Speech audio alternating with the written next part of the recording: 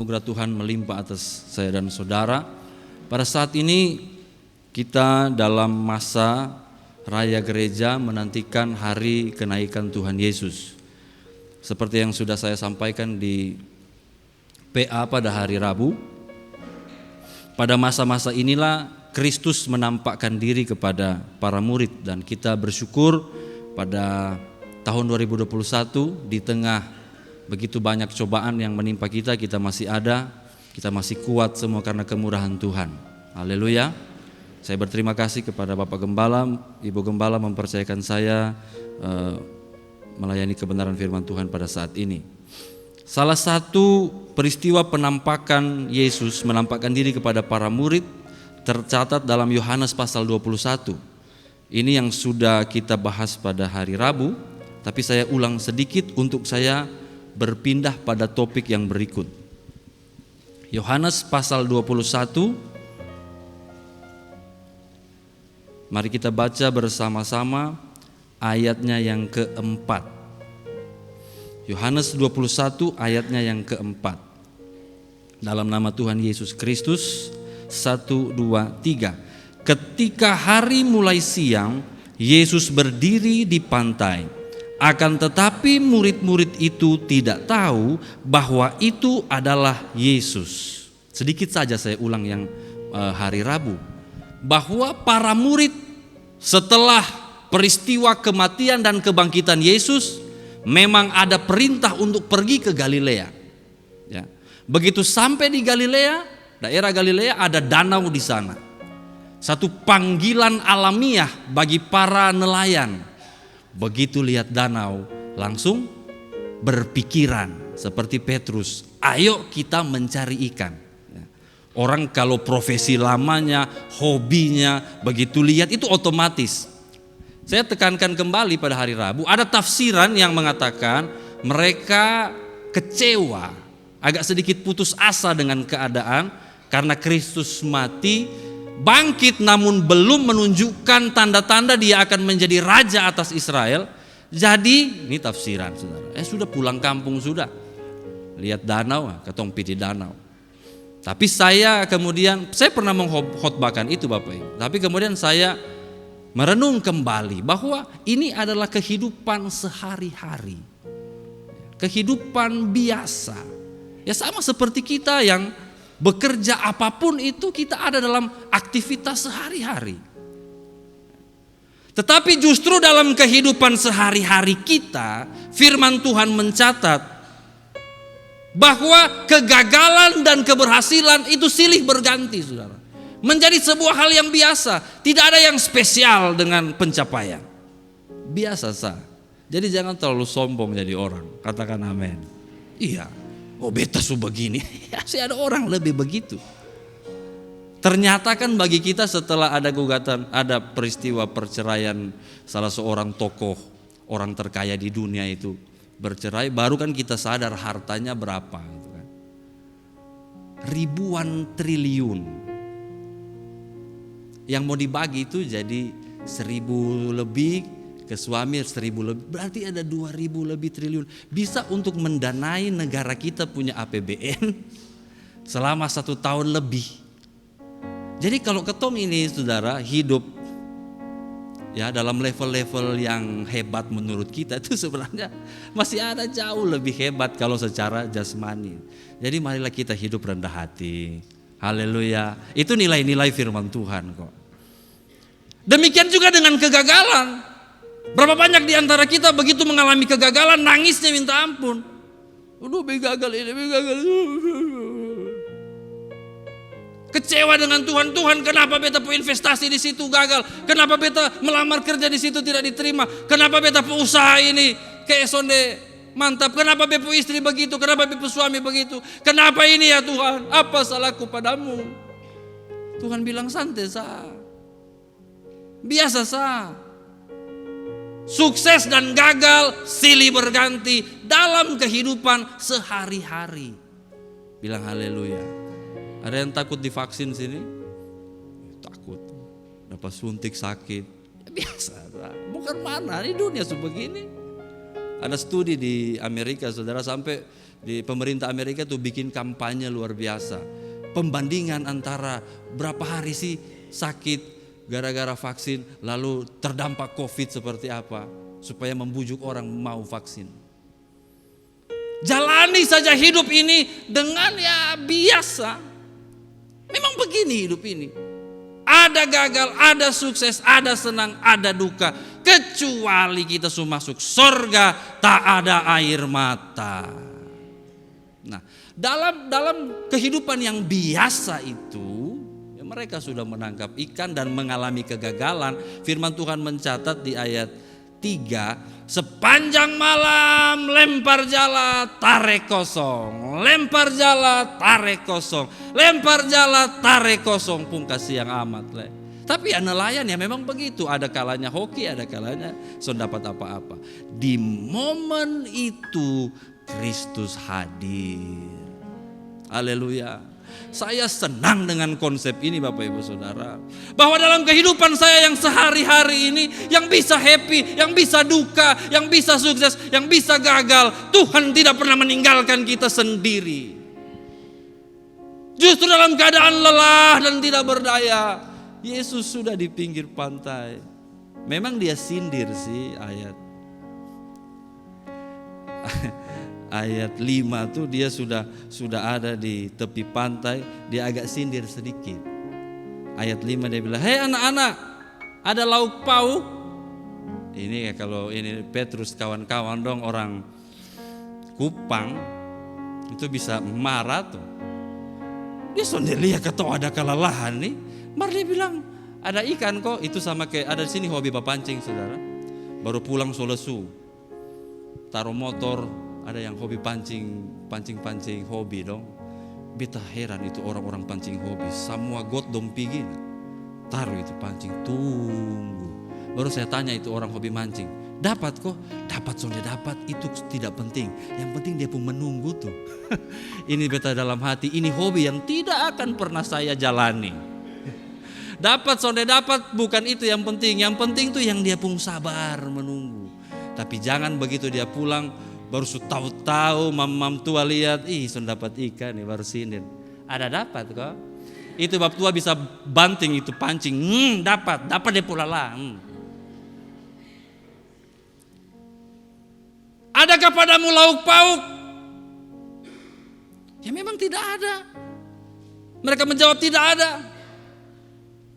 Tetapi di sini yang mau jadi inti dari poin pertama ini adalah, saudara, ketika engkau ketemu Yesus, bertemulah dengan keadaanmu yang apa adanya.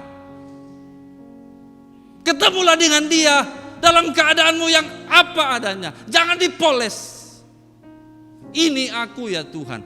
Di hadapan Tuhan adalah satu-satunya momen di mana kita tidak bisa bohong.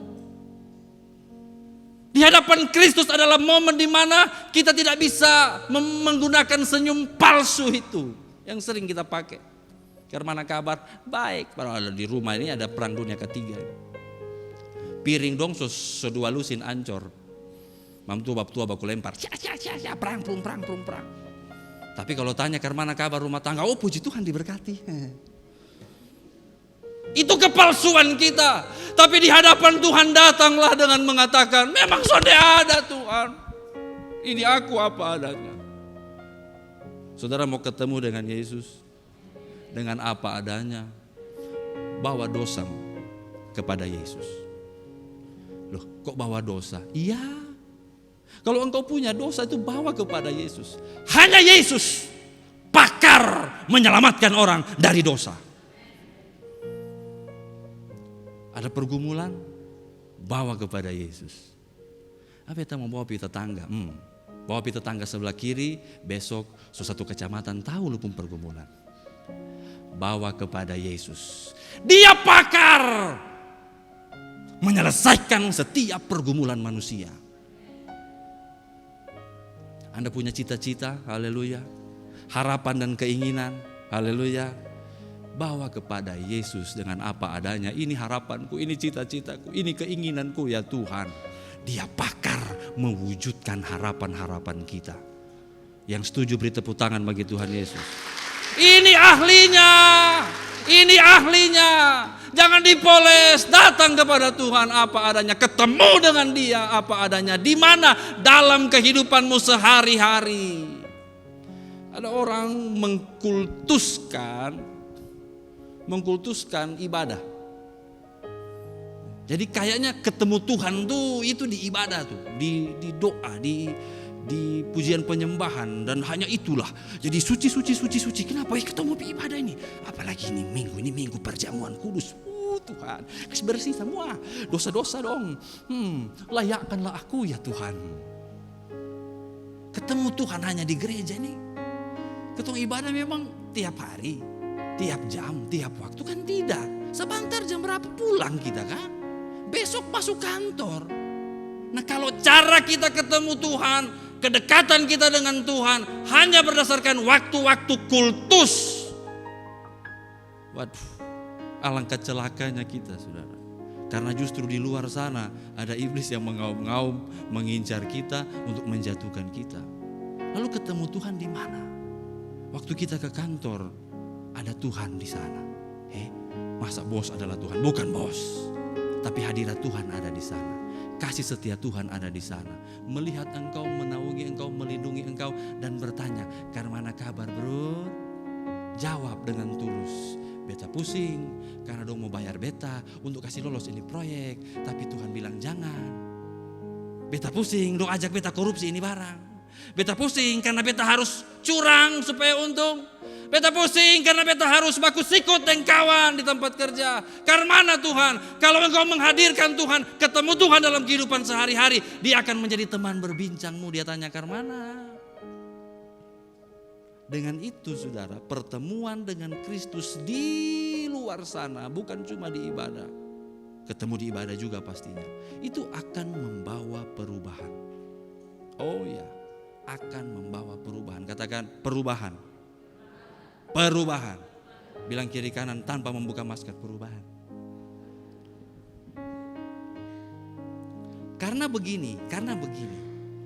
Ketika ayat 6 kita baca saudara-saudara, ada perintah Yesus. Orang kalau ketemu bukan cuma baku cuek, ya kan? Kalau bertemu ya masa bertemu.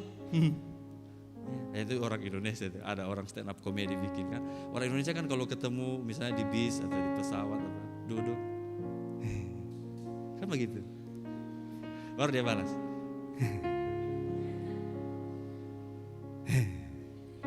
Sampai kapan hehehe terus? Sudah baku omong sudah. Di mana?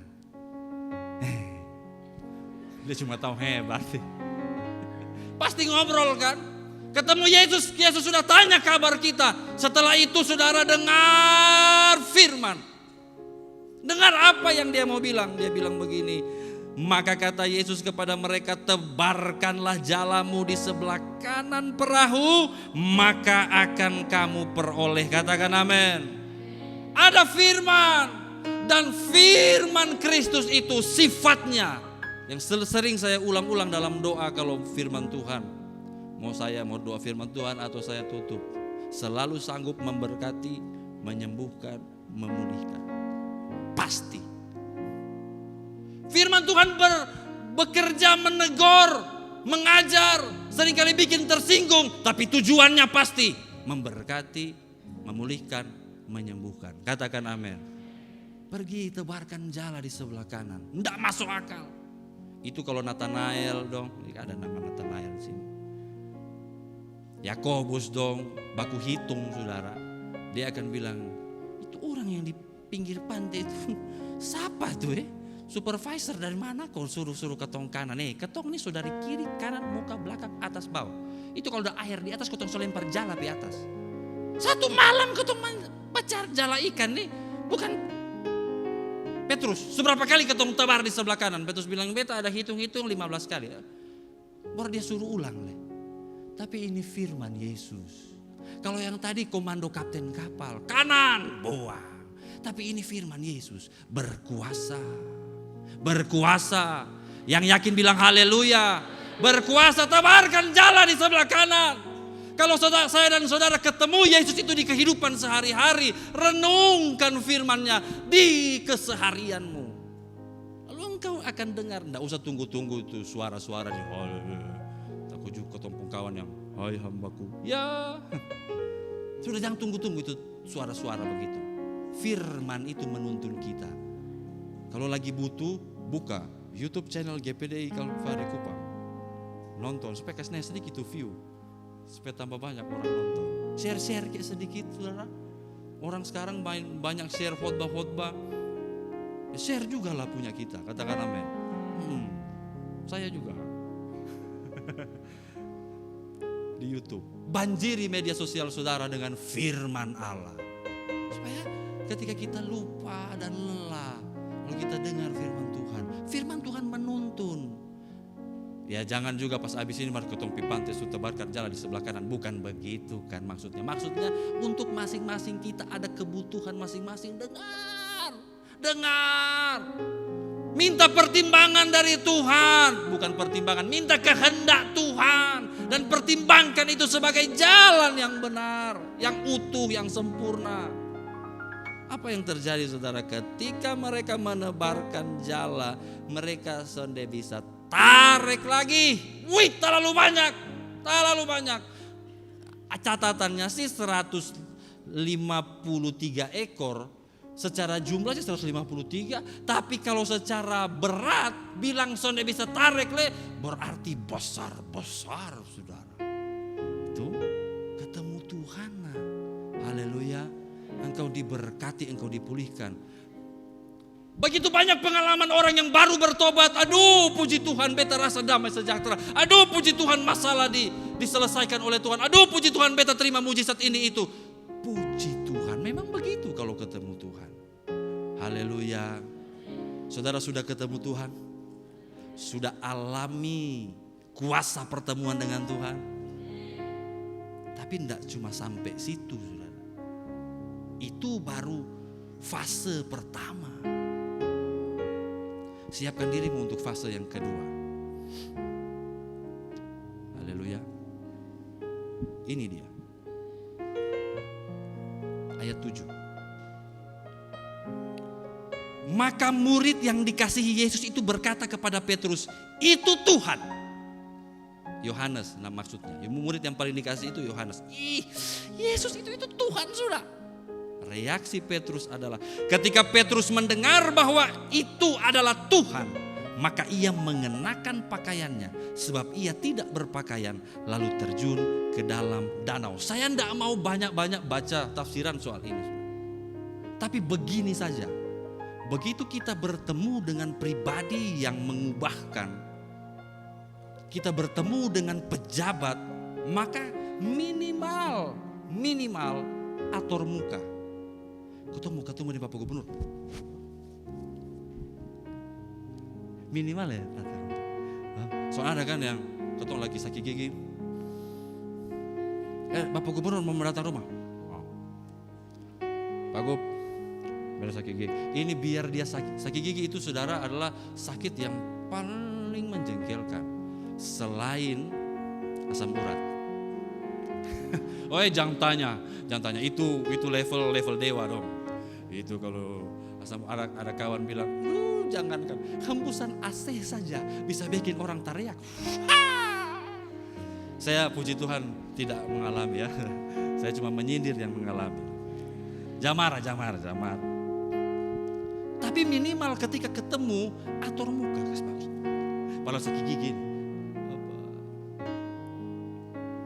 Bertemu dengan Kristus akan membuat saya dan saudara dengar baik. Menata hidup. Ya iyalah. Kau ketemu dengan Kristus itu Tuhan. Sudah ada mujizat, sudah ada pertolongan. Ya sudah. Petrus lihat, beta telanjang, pakai baju dulu, terjun. Orang kan lain, orang kan sebenarnya lagi pakai baju, mau terjun ke danau, buka baju malah, boom, terjun. Tapi ini tidak, karena itu Tuhan berbeda, kasih sopan-sopan sedikit. Haleluya. Mari kita lihat satu bagian di Titus.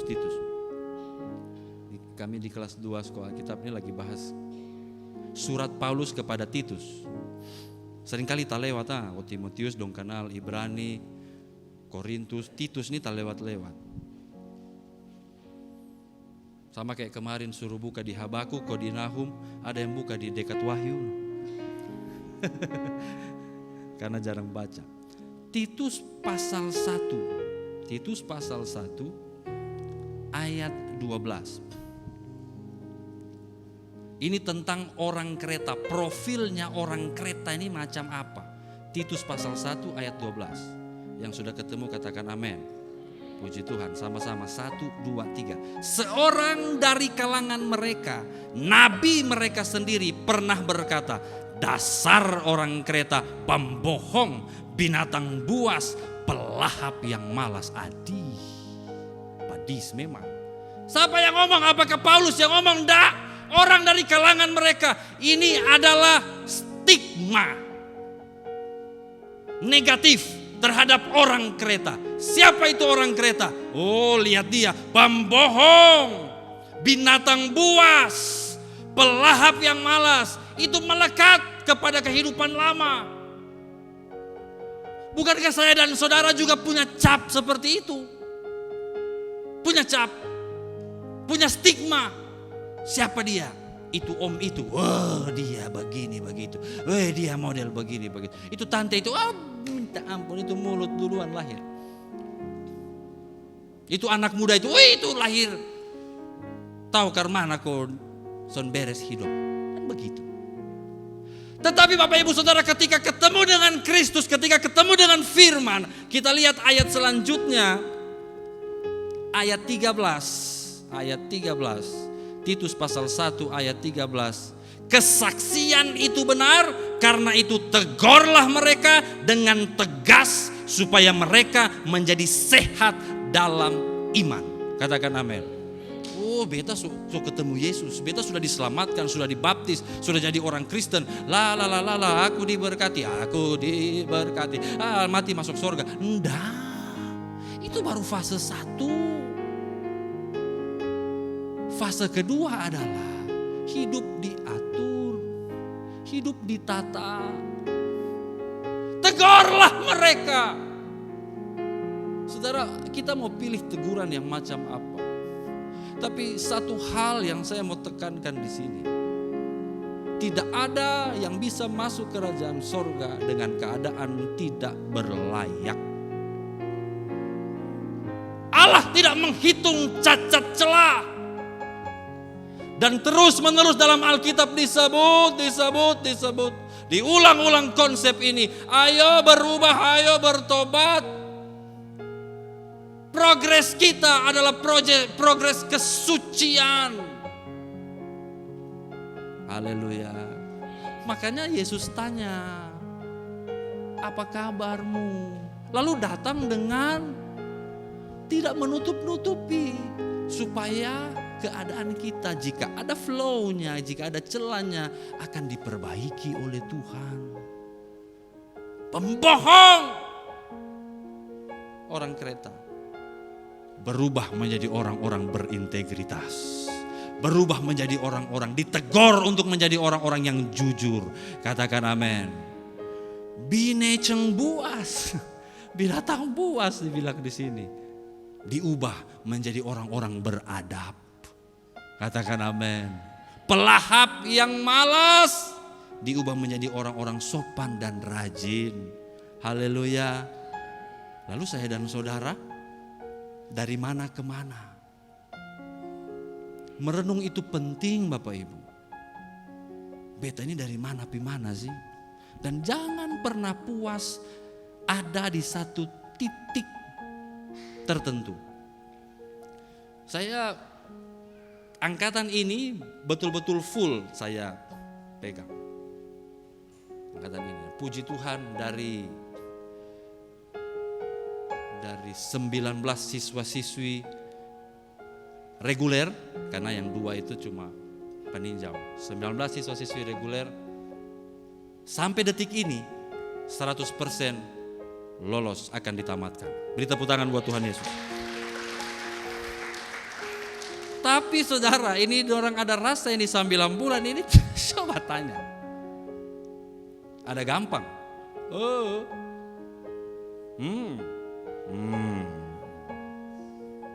Tanya sendiri. Dan beta sudah pernah tutup-tutup. Bosong mau cerita apa tentang beta, cerita. Beta pres babai punya. Tapi begini saudara, begini. Awalnya itu saya tekan. Tapi begitu sudah sampai pada level ketaatan karena ditekan, saya lepas. Begitu dilepas, sudah lolos, saya tambah jauh. Saya tambah jauh sampai saya hampir tidak pernah sentuh lagi. Dan itulah kenaikan levelnya. Orang tuh kalau diawasi baru bisa rajin, dimarah baru bisa baik. Itu masih level 1. Tapi begitu sudah sadar, dilepas sampai mandiri, sampai saya nggak pusing lagi soal kerja sudah di sekolah Alkitab itu. Saya kasih biar dan semua beres. Karena mereka tidak puas di satu level. Sonde yang kayak yang lain tuh ya, ada yang bukan dulu sih, ada yang memang sonde beres dong. Itu kalau kau ada itu rajin suka ya. Kenapa? Ada Karina di belakang. Ada Karina. Pokoknya kayaknya semua beres, kayaknya sampai itu asrama dong yang pasang plafon. Tapi begitu kau ada keluar, ada apa datang, suka susle, sebagainya. Tapi angkatan 20 ini memang angkatan jempol betul. Karena tidak puas di satu level, mau dipercaya di level berikutnya, mau level. Begitu juga dengan saya dan saudara. Mari menata hidup, tidak cuma puas di beta rajin ibadah, jangan cuma sampai situ. Bagaimana kehidupan sehari-hari diubahkan. Satu ayat lagi. Titus pasal 2, Bapak Ibu Saudara. Kalau Bapak Ibu mau baca perubahannya seperti apa, dari mana ke mana tuh Titus pasal 2 ayat 1 sampai 10 tuh lengkap. Tentang laki-laki yang tua, ayat 2 bilang hendaklah bagaimana begitu perempuan yang tua, perempuan muda, anak muda tuh lengkap ada di situ. Nanti di Timotius juga ada. Tapi saya tidak mau bahas itu dulu. Titus pasal 2 kita baca ayat 11 sampai 15. Ini penutup. Jadi kita baca aja biar agak panjang ya. Titus pasal 2 ayat 11 sampai 15. Yang sudah lihat katakan haleluya. Pelan-pelan ini tujuan kita. Ini standar yang akan kita capai. Kalau ketemu Yesus tuh begini hidup orang percaya. Ayat 11 pelan-pelan 2, 3. Karena kasih karunia Allah yang menyelamatkan semua manusia sudah nyata. Ya kan? Sudah nyata, sudah ketemu Yesus kita. Di mana? Di ibadah, di kehidupan sehari-hari. Bukan kita yang cari, Yesus yang datang menjangkau kita, menyelamatkan kita. Kasih karunia Tuhan nyata bagi kita. Katakan amin. Setelah itu ayat 12 bilang begini. Ia mendidik kita sama-sama supaya kita meninggalkan kefasikan dan keinginan-keinginan duniawi, dan supaya kita hidup bijaksana, adil dan beribadah di dalam dunia sekarang ini di dalam dunia. Jangan tunggu-tunggu sampai di sorga baru beta bijaksana. Oh no, di dalam dunia sekarang. Jangan lupa ayat 13. Dengan menantikan penggenapan pengharapan kita yang penuh bahagia dan penyataan kemuliaan Allah yang maha besar dan juru selamat kita Yesus Kristus 14 yang telah menyerahkan dirinya bagi kita untuk membebaskan kita dari segala kejahatan dan untuk menguduskan bagi dirinya suatu umat kepunyaannya sendiri yang apa? Yang rajin berbuat baik. Mari semua senyum di dalam masker. Itu dia. Menjadi orang-orang yang dikuduskan, berkenan kepada Tuhan, rajin berbuat baik. Aduhai, Anda bayangkan saudara dalam rumah tangga, suami rajin berbuat baik, istri rajin, anak-anak, orang, itu tetangga dong, bukan iri dengan ketong punya mobil dan ketong punya kulkas, tapi iri dengan hubungan keluarga. Papa, lihat itu tetangga. Kenapa itu tetangga? Ada kulkas baru. Loh, kulkas. Bukan kulkas maksudnya, Mama. Papa, saya ralat, bukan kulkas. Tapi lihat itu suami istri dong, baku sayang, minta ampun. Sonde pernah lihat dong marah. Padahal dalam kamar tuh marah. Sonde. Maksudnya aduh rukun. Sonde pernah ada cerita-cerita. Itu bapak begini begitu. Sonde pernah. Sonde kayak lu. Kita sudah dengar. Siapa dia pun nama? Sonde. Dalam hati, darah Tuhan, kenapa dia tahu? Saya lihat dong dua tuh, aduh, lihat anak-anak dong, aduh Tuhan, lu pembaik-baik leh. Baru dia itu suami bilang, sonde heran, lu begitu selalu bingung, sonde heran. Jemaat Kalvari itu, memang haleluya, haleluya. Jemaat Kalvari itu Bapak Gembala ajar memang keras di doa, makanya doa mantap begitu. Tahu ya? Dia omong sah. Kalau khotbah kan gampang ya, omong-omong sah. Terakhir ayat 15. Beritakanlah semuanya itu, nasihatilah dan yakinkanlah orang dengan segala kewibawaanmu, hai Titus, karena dia pendeta masih muda. Janganlah ada orang yang menganggap engkau rendah. Bapak Ibu Saudara, Tuhan menjumpai kita dalam kehidupan kita sehari-hari. Tuhan tidak pilih, dia hanya akan datang kepada orang yang sudah setia. Dia datang kepada semua orang. Bahkan yang terhilang, yang berdosa, ada orang bilang, beta sudah di gereja karena beta berdosa. Salah. Justru jika kita merasa berdosa, justru itu kita datang di gereja. Katakan amin. Karena kalau semua sudah suci, tidak perlu datang di gereja. Langsung melapor saya di antrian. Tuhan, beta bisa lompat antrian kok. Besok suci kudus nih, beta siap kayaknya masuk surga. Lompat antrian sah. Nanti beta yang doa malam penghiburan. Tenang sah. Tapi kan son ada yang mau kan.